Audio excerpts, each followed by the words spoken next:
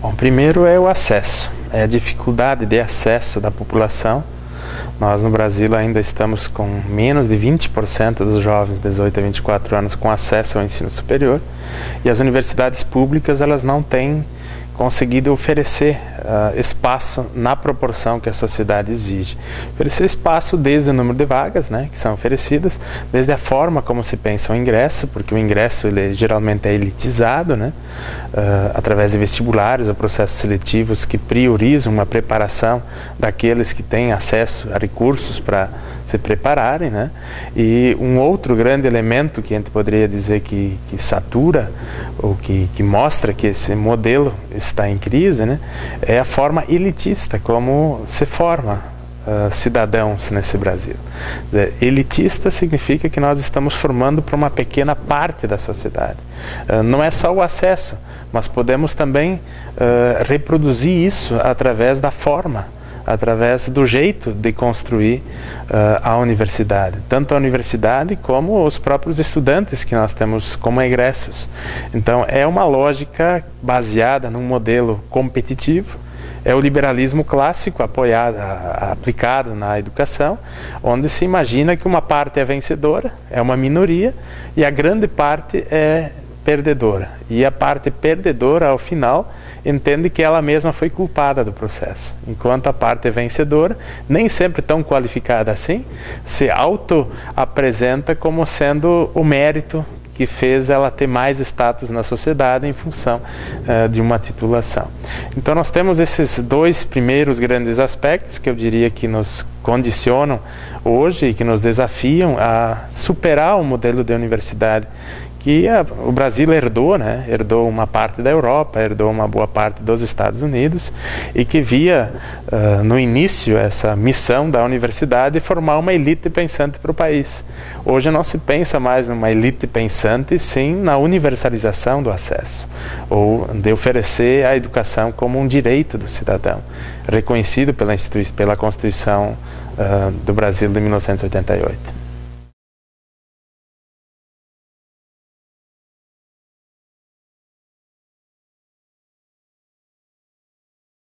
Bom, o primeiro grande eixo é pensar a universidade que surge num contexto muito afinada também com as necessidades dessa população.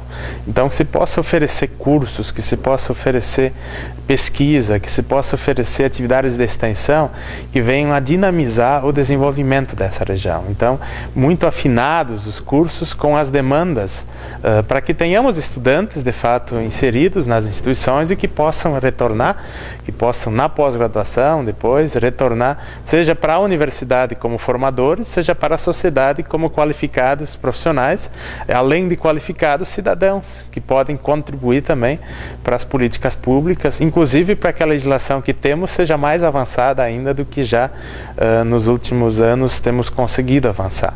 Então, esse é um aspecto importante, nós lidamos com isso diariamente, né?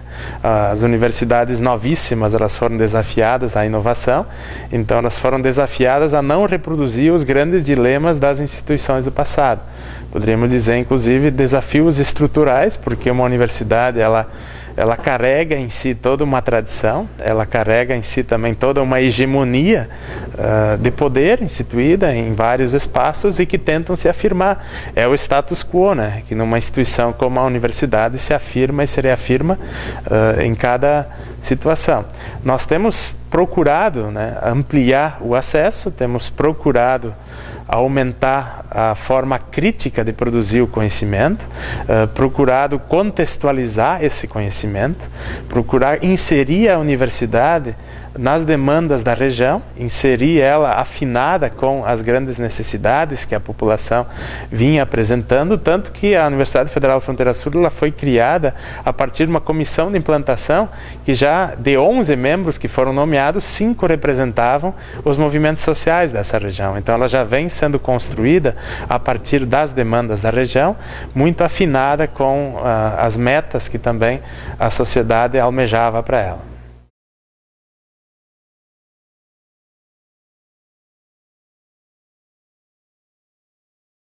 Bom, tem algumas condicionantes legais, né?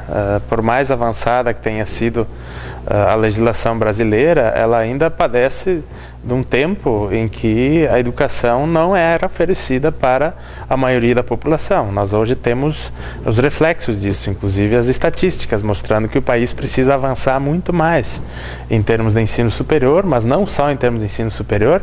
Aí eu já entraria no outro problema estrutural, né, que é o ensino médio, que é a educação básica pública que nós precisamos fortalecer. Acho que a decisão do governo federal nos últimos anos de assumir para si a responsabilidade da formação de professores, de qualificar a escola básica pública, é importante, mas ao mesmo tempo mostra para nós esses problemas, né? Nós herdamos uma situação de décadas em que a educação foi discurso de muitos governos, mas não foi colocada mesmo como prioridade. Temos expectativas de que, se continuar o investimento em educação que nós temos para os próximos anos, nós possamos superar esse déficit. Significa também que nós temos um déficit cultural, né?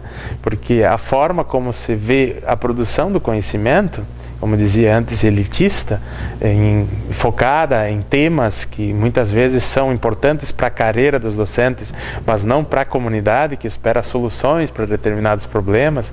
Inclusive, espera que a universidade possa interagir com a cultura local, que possa dinamizar a cultura local, que possa fazer com que cada cidadão, tendo acesso à produção do conhecimento, possa também ser mais humano, né? Ser mais cidadão, ser mais crítico, ser mais comprometido com o futuro da humanidade. Então, esse papel emancipador da educação, de fato, ele só vai se afirmar se nós conseguirmos superar algumas condicionantes históricas que nós estamos no Brasil superando, né?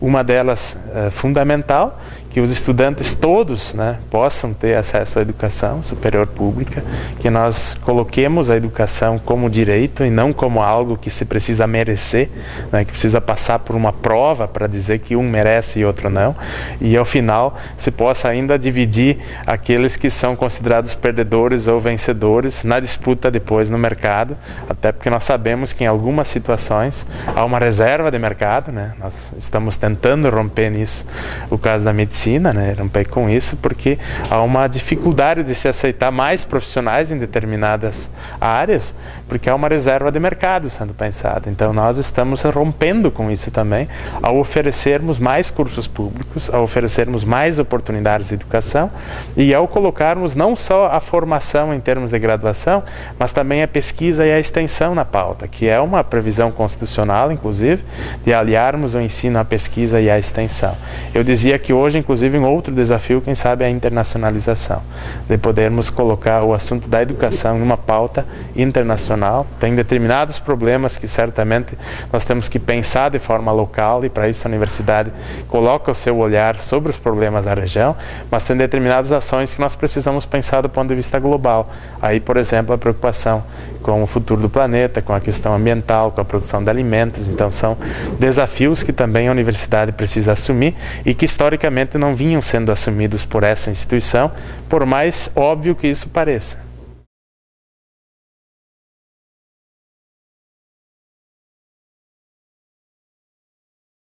Bom, primeiro dizer que criar uma estrutura multicamp não é pulverizar a ação da universidade, quer dizer, não é fragmentar ou, como a gente poderia dizer, constituir pequenos núcleos ou pequenos espaços que pareçam uma academia. Nós estamos constituindo os campi de uma forma tal que possam ter uma comunidade acadêmica sólida, que ela possa ter, de fato, uma inserção na região. Então estamos fortalecendo os campi. Nossos campi têm no mínimo 5 cursos e queremos expandi-los, tornar cada um desses campi uma espécie de universidade que passa a ser unificada com os outros na dimensão multicamp, sem superioridade, né? Nós não temos os campi maiores e os campi menores, a princípio. Nós temos os campi planejados de acordo com as necessidades de cada região. Então, por isso os cursos também variam, mas tem algumas pautas comuns, por exemplo, formação de professores. Então, os nossos campi assumem a formação de professores. E nós promovemos um diálogo que também é único, por exemplo, nós estamos desafiando os cursos a constituírem os seus grupos de trabalho de forma que possamos ter uma unidade nessa diversidade. Por outro lado, esse é o grande desafio também para a academia. Manter a diversidade é importante. Nós precisamos ter os nossos cursos cada vez mais sintonizados com as regiões, e como nós estamos numa região tão grande nesses 3 estados que poderia ser chamado de país, se compararmos com alguns países desse mundo, nós temos um distanciamento hoje, né, espacial, que dificulta um pouco, né, em função do transporte, da demora, da nossa locomoção, mas ao mesmo tempo também nos coloca um grande potencial, que nós conseguimos interagir numa região que tem uma identidade cultural, que tem uma certa identidade produtiva, inclusive, né? Estabelecimentos pequenos de agricultura familiar, pequeno comércio, pequena indústria, e nós conseguimos nessa região produzir uma identidade, que é a identidade da Universidade Federal da Fronteira Sul. A territorialidade também é um aspecto importante na construção de uma universidade. Teríamos certamente dificuldade se fôssemos inserir um campus em uma outra região, com outra característica. Imagino, por exemplo, uma região do Pampa Gaúcho ou uma região de metrópole. Então nós teríamos alguma dificuldade. Como estamos situados numa região com características parecidas, o multicamp tem sido um desafio de integrar essa região. Uma região que está dividida em 3 estados, que tem 3 legislações diferentes, na fronteira com a Argentina, discutindo inclusive a questão latino-americana, da integração latino-americana, e ao mesmo tempo proporcionando essa unidade. Então estamos construindo uma unidade numa região que já era culturalmente integrada, mas academicamente não. Então estamos superando essa distância também, e a universidade cumprindo esse importante papel social também de aproximar os povos, de aproximar a comunidade da vida institucional de uma universidade que produz conhecimento. E ao produzir conhecimento reflete sobre si mesmo, sobre a sua própria história, seu destino, seus rumos, seu futuro.